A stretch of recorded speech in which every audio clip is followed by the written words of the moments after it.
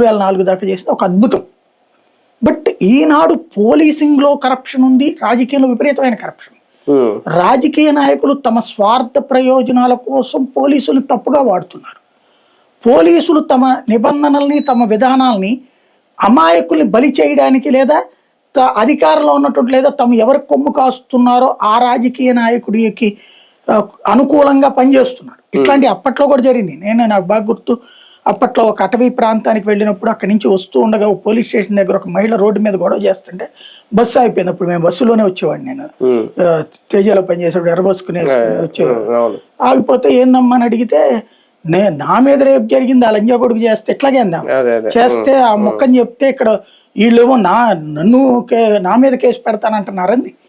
ఏంటమ్మా అని చెప్పి అడిగితే అక్కడ ఒక సెటిల్మెంట్ గ్యాంగు, ఆ గ్యాంగ్ వెనకాల రాజకీయ నాయకుడు, ఒక మంత్రి, అప్పుడు ఇదంతా అవన్నీ నేను హైలైట్ చేసిన తర్వాత అప్పుడు చంద్రబాబు గారు పిలిపించి వార్నింగ్ ఇచ్చిన సందర్భం కూడా ఉంది. అటువైపు ప్రాంతం ఎన్ని ఇప్పుడు పేర్లేదు డిస్క్లోజ్ జరిగినాయి. అంత అట్లాంటిది వెంటనే యాక్షన్ ఉండేది.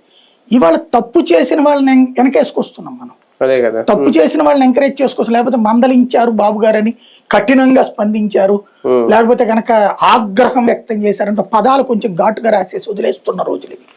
కాబట్టి ఇక్కడ సమాజానికి కూడా ఈ విషయంలో అనుమానం కాదు, ఆగ్రహం వచ్చింది.